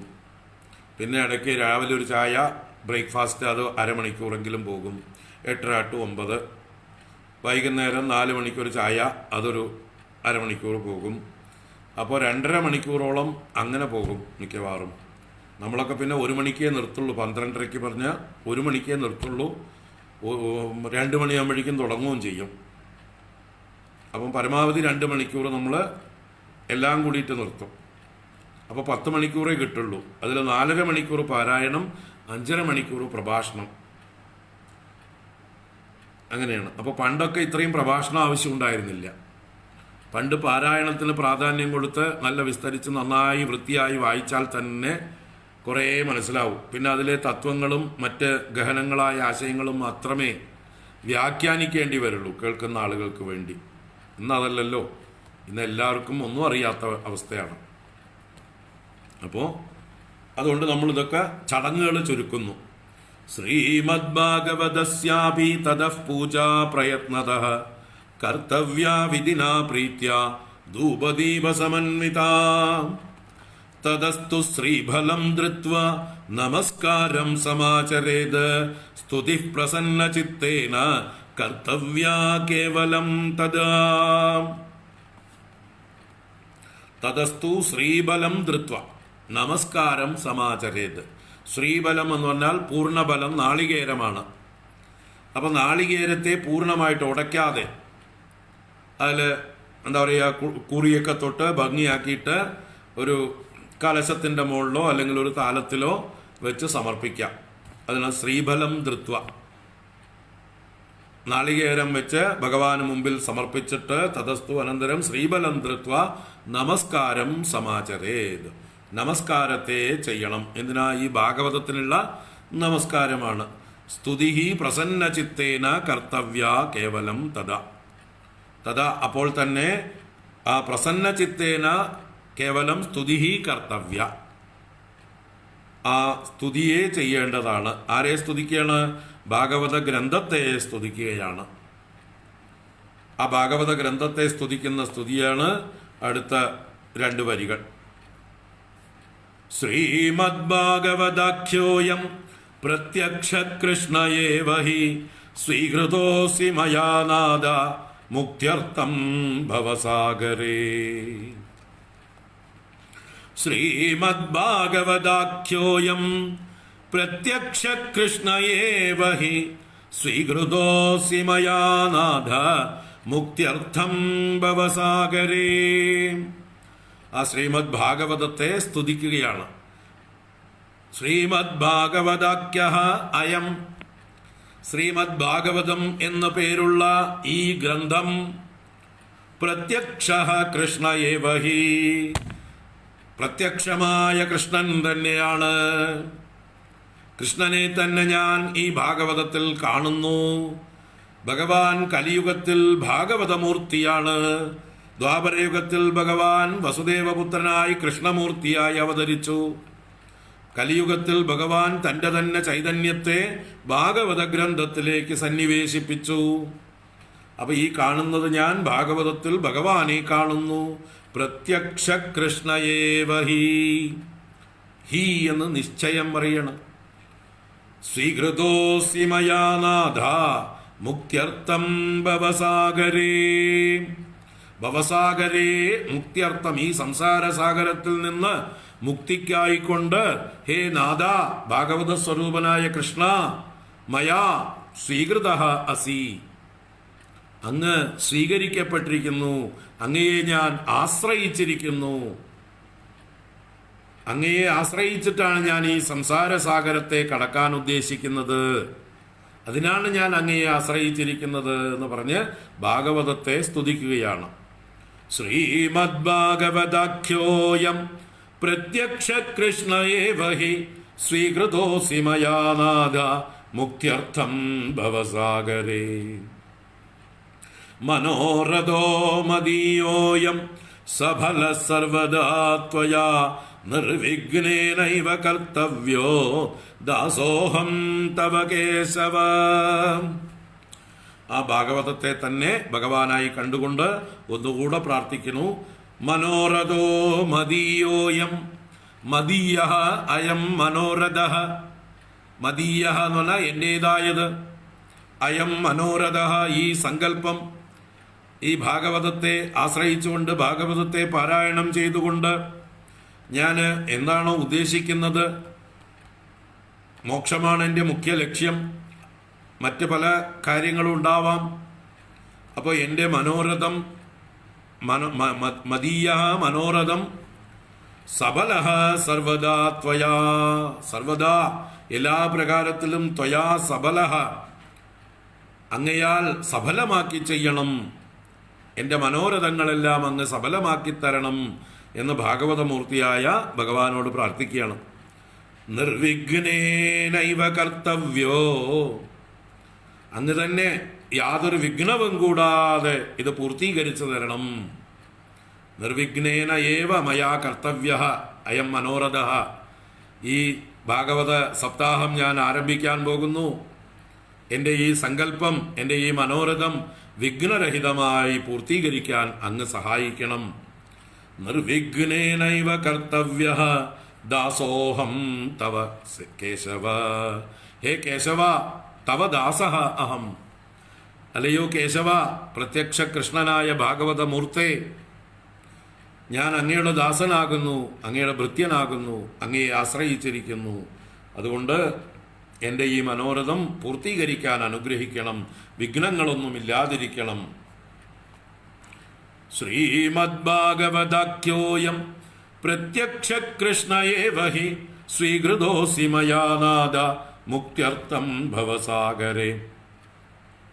മനോരഥോ മദീയോയം സഫല സർവദാ ത്വയാ നിർവിഘ്നേനൈവ കർത്തവ്യോ ദാസോഹം തവ കേശവ.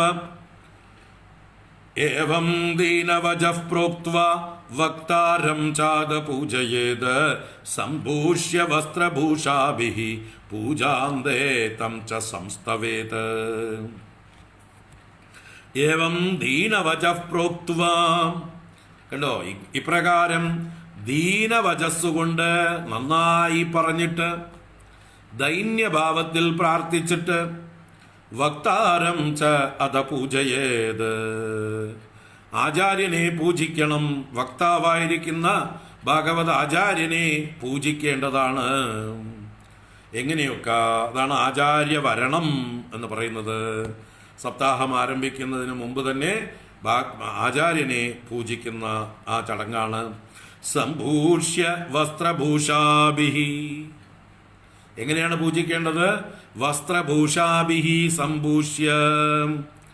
അദ്ദേഹത്തെ മാലയിട്ട് സ്വീകരിക്കും, അല്ലെ, കാലുകഴുകി സ്വീകരിക്കും, പൂർണ്ണകുംഭത്തോടെ സ്വീകരിക്കും. താലപ്പൊലിയോടെ സ്വീകരിക്കും.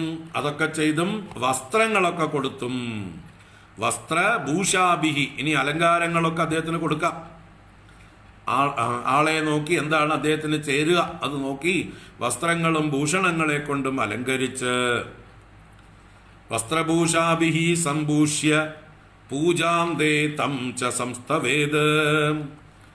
അവസാനം അദ്ദേഹത്തെ സ്തുതിക്കണം, വക്താവിനെ സ്തുതിച്ച് നമസ്കരിക്കണം. പൂജാന്തേ, ഈ സൽക്കാരമൊക്കെ കഴിഞ്ഞ് അവസാനം അദ്ദേഹത്തെ തൊഴുതുകൊണ്ട് എന്ത് ചൊല്ലണം? സുഖരൂപ പ്രബോധജ്ഞ സർവശാസ്ത്ര വിശാരദ ഏതത് കഥാ പ്രകാശേന മദജ്ഞാനം വിനാശയ.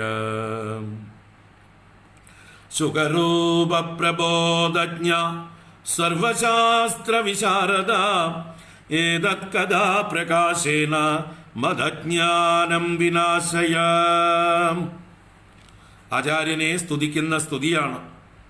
സുഖരൂപ, അല്ലയോ സാക്ഷാൽ സുഖബ്രഹ്മമൂർത്തിയായിരിക്കുന്നവനെ, സാക്ഷാൽ സുഖബ്രഹ്മമൂർത്തിയെ ഞങ്ങൾ അങ്ങയിൽ കാണുന്നു. അങ്ങിലൂടെ ഞങ്ങൾ സുഖബ്രഹ്മർഷിയെ നമസ്കരിക്കുന്നു, പരമ്പരയെ നമസ്കരിക്കുന്നു. ഞങ്ങളുടെ നമസ്കാരം ആ സൂതനും ശുകനും വ്യാസനും അതിനു മുകളിലുള്ള നാരദൻ, ബ്രഹ്മാവ് മുതലായ ദേവന്മാർക്കും സനകാദികൾക്കും എല്ലാവർക്കും ഇരിക്കട്ടെ എന്ന് സങ്കല്പിച്ചുകൊണ്ട് മുമ്പിലുള്ള ആചാര്യനെ വണങ്ങുന്നു. ശുകരൂപ, പ്രത്യക്ഷ ശുകരൂപ, പ്രബോധജ്ഞ, പ്രകർഷേണ എല്ലാ ജ്ഞാനവും ഉള്ള ആളെ, സർവജ്ഞ എന്ന് തന്നെയാണ് അർത്ഥം. പ്രകർഷേണ ബോധമുള്ള ആളെ, ജ്ഞാനിയായിരിക്കുന്ന ആളെ, സർവജ്ഞ, അങ്ങെല്ലാം അറിയുന്ന ആളാണല്ലോ. സർവശാസ്ത്ര വിശാരദ, സർവശാസ്ത്രങ്ങളിലും അഗാധമായ ആഴത്തിൽ പാണ്ഡിത്യമുള്ള ആളല്ലേ അങ്ങ്. ഞങ്ങളുടെ സർവ്വ സംശയങ്ങളും തീർത്ത് ഞങ്ങളെ ഈ ഭാഗവത ഉപദേശത്തിലൂടെ അനുഗ്രഹിക്കണമേ. സർവശാസ്ത്ര വിശാരദ ഏതത് കഥാ പ്രകാശേന മദജ്ഞാനം വിനാശയ. ഏതത് കഥാപ്രകാശേന, ഈ ശ്രീമദ് ഭാഗവത കഥയുടെ തത്വം പ്രകാശിപ്പിച്ചുകൊണ്ട്, അതിൻ്റെ മാഹാത്മ്യം പ്രകാശിപ്പിച്ചുകൊണ്ട്, മദജ്ഞാനം വിനാശയ, എൻ്റെ അജ്ഞാനത്തെ നശിപ്പിച്ചാലും ഉന്മൂലനം ചെയ്താലും. സുഖരൂപ പ്രബോധജ്ഞ സർവശാസ്ത്ര വിശാരദ ഏതത് കഥാ പ്രകാശേന മദജ്ഞാനം വിനാശയ. അപ്പൊ ഇതാണ് പ്രാർത്ഥനകൾ. 4 ശ്ലോകങ്ങളാണ് ഇതിൽ പ്രാർത്ഥനകൾ. ഏതൊക്കെയായിരുന്നു? 27-ാം ശ്ലോകം സംസാര സാഗരേ മഗ്നം, പിന്നെ 30-ഉം 31-ഉം ശ്രീമദ് ഭാഗവതാഖ്യോയം, 31-ല് മനോരഥോ മദീയോയം, പിന്നെ 33 ശുഖരൂപ പ്രബോധജ്ഞ സർവശാസ്ത്ര വിശാരദ. അതുവരെയുള്ള 4 ശ്ലോകങ്ങൾ നിത്യവും രാവിലെ ചൊല്ലണം. നിത്യവും ഭാഗവത സപ്താഹം ആരംഭിക്കുമ്പോൾ ഒന്നിച്ച് കൂട്ടപ്രാർത്ഥനയിൽ ചൊല്ലിയിട്ട് പൂക്കൾ അർപ്പിച്ച് എല്ലാവരും കൂടി നമസ്കരിക്കേണ്ടതാണ്. അപ്പം എല്ലാവർക്കുമുള്ള നമസ്കാരം ഭഗവാന്, ഭാഗവതത്തിന്, ആചാര്യന്, ആ 3 പേർക്കുള്ള നമസ്കാരം അവിടെ സമർപ്പിക്കുക. ഇത് സപ്താഹം ശ്രോതാക്കൾക്കും ബാധകമാണ്. ശ്രോതാക്കൾ തന്നെയാണ് ഇത് ചെയ്യേണ്ടത്. അപ്പോൾ നമുക്ക് തുടർന്ന് നാളെ കാണാം. ഇപ്പോൾ 33-ൽ നിർത്തുകയാണ്. തുടർന്ന് നാളെ കാണാം. ഓം കായേന വാചാ മനസേന്ദ്രിയൈർവാ ബുദ്ധ്യാത്മനാ വാ പ്രകൃതേ സ്വഭാവാത് കരോമി യദ്യത് സകലം പരസ്മൈ നാരായണായേതി സമർപ്പയാമി. ഓം ശാന്തി ശാന്തി ശാന്തി. ഹരി ഓം ശ്രീ ഗുരുഭ്യോ നമഃ. ഹരി ഓം.